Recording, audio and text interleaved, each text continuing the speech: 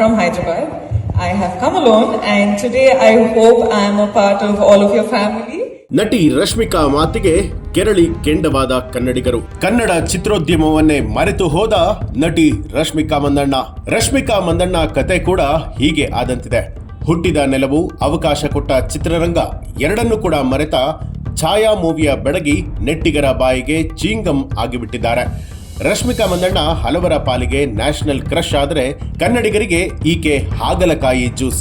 ಯಾಕೆ ಅನ್ನೋ ಪ್ರಶ್ನೆಗೆ ಉತ್ತರ ಕಿರಿಕ್ ಬೆಡಗಿ ಬದಲಾದ ಪರಿ.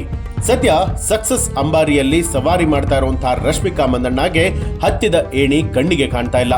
ಕರ್ನಾಟಕದಲ್ಲಿ ಹುಟ್ಟಿ ಕನ್ನಡದ ಸಿನಿಮಾದಲ್ಲಿ ಚಾನ್ಸ್ ಅನ್ನ ಪಡೆದು ಇವತ್ತು ತಾನು ಕನ್ನಡದವಳು ಅನ್ನೋದನ್ನೇ ಮರೆತು ಹೋಗಿದ್ದಾರೆ. ಕನ್ನಡದ ನೆಲದಲ್ಲಿ ಹುಟ್ಟಿ ಕಾವೇರಿ ನೀರನ್ನ ಕುಡಿದು ಕನ್ನಡ ಚಿತ್ರೋದ್ಯಮದಿಂದಲೇ ಅನ್ನವನ್ನ ಕಂಡುಕೊಂಡಂತಹ ರಶ್ಮಿಕಾ ಈಗ ಪ್ರಮಾದದ ಪ್ರವಾಹದಲ್ಲಿ ಸಿಲುಕಿದ್ದಾರೆ. ಇದು ಉಂಡ ಮನೆಗೆ ಮಾಡಿರುವಂತಹ ದ್ರೋಹ ಅನ್ಬೇಕೋ ಅಹಂಕಾರ ಅನ್ಬೇಕೋ ಗೊತ್ತಾಗ್ತಾ ಇಲ್ಲ. ಯಾಕೆಂದ್ರೆ ನಾನು ಹೈದರಾಬಾದ್ನವಳು ಅಂತ ಹೇಳಿ ಬಹಿರಂಗವಾಗಿ ಬಡಬಡಿಸಿದ್ದಾರೆ. ರಶ್ಮಿಕಾ ಮಂದಣ್ಣ ನಟನೆಯ ಛಾಯಾ ಸಿನಿಮಾ ಪ್ರಮೋಷನ್ ವೇಳೆಯಲ್ಲಿ ತಾವು ಹೈದರಾಬಾದ್ನಿಂದ ಬಂದವಳು ಅಂತ ಹೇಳಿ ಹೇಳ್ಕೊಂಡಿದ್ದಾರೆ. ಇದು ಸಹಜವಾಗಿ ಕನ್ನಡಿಗರ ಹಳಸಿದ್ದ ಸಿಟ್ಟಿನ ಚಿತ್ರಾನ್ನವನ್ನ ಮತ್ತೆ ಒಗ್ಗರಣೆಗೆ ಇಟ್ಟು ಚಟಪಟ ಎನ್ನುವಂತೆ ಮಾಡಿದೆ. ರಶ್ಮಿಕಾ ಹುಟ್ಟಿದ ಕೊಡಗು ಹೈದರಾಬಾದ್ನಲ್ಲಿ ಎಲ್ಲಿ ಬರುತ್ತಪ್ಪ ಅಂತ ಹೇಳಿ ಪ್ರಶ್ನೆ ಮಾಡುವಷ್ಟು ಆಕ್ರೋಶ ಎದುರಾಗ್ತಾ ಇದೆ. ಸುಮ್ನೆ ಒಂದು ಸಲ ಫ್ಲಾಶ್ ಬ್ಯಾಕ್ ಅನ್ನ ನೋಡಿದ್ರೆ ಬೆಳಗೆದ್ದು ರಶ್ಮಿಕಾ ಮುಖವನ್ನ ಜನರು ನೋಡುವಂತೆ ಮಾಡಿದ್ದೆ ರಕ್ಷಿತ್ ಶೆಟ್ಟಿ ಜೊತೆಗಿನ ಕಿರಿಕ್ ಪಾರ್ಟಿ ಸಿನಿಮಾ. ಇದಾದ ಬಳಿಕ ಪುನೀತ್ ರಾಜ್ಕುಮಾರ್, ಗಣೇಶ್ ರಂತಹ ಸ್ಟಾರ್ ನಟರ ಸಿನಿಮಾದಲ್ಲಿ ಅವಕಾಶವನ್ನ ಕೊಡಲಾಗಿತ್ತು.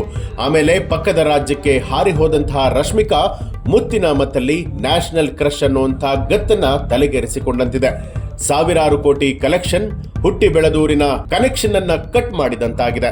ರಶ್ಮಿಕಾ ಮಂದಣ್ಣ ಆಡಿದ ಹೈದರಾಬಾದ್ ಮಾತಿಗೆ ಸಾಕಷ್ಟು ಕನ್ನಡಿಗರು ಆಕ್ರೋಶವನ್ನ ವ್ಯಕ್ತಪಡಿಸಿದ್ದಾರೆ. ಕೆಲವರಂತೂ ಕನ್ನಡದ ನೆಲದ ಮೇಲೆ ನೀವು ಕಾಲು ಇಡಬೇಡಿ ಅಂತ ಹೇಳಿ ಕಟು ನುಡಿಯಲ್ಲೇ ಕಮೆಂಟ್ಗಳನ್ನ ಮಾಡುತ್ತಿದ್ದಾರೆ. ಹುಟ್ಟಿದ ನೆಲ, ಅವಕಾಶ ಕೊಟ್ಟಂತಹ ಚಿತ್ರರಂಗ ಎರಡನ್ನೂ ಕೂಡ ಮರೆತಂತಹ ಛಾಯಾ ಹುಡುಗಿ ನೆಟ್ಟಿಗರ ಬಾಯಿಗೆ ಚೂಯಿಂಗ್ ಗಮ್ ಆಗಿರೋದಂತೂ ಸತ್ಯ. ಇದನ್ನೆಲ್ಲ ನೋಡಿ ಕೇಳಿದ ಮೇಲೆ ಯೋಚಿಸಬೇಕಾಗಿರುವಂಥದ್ದು ರಶ್ಮಿಕಾ ಮಂದಣ್ಣ ಅಲ್ಲ, ಬದಲಾಗಿ ಕನ್ನಡಿಗರು. ನೋಡಿ ಅವಳ ಕನ್ನಡದ ಅಭಿಮಾನ ಎಷ್ಟರ ಮಟ್ಟಿಗಿದೆ ಅಂತ.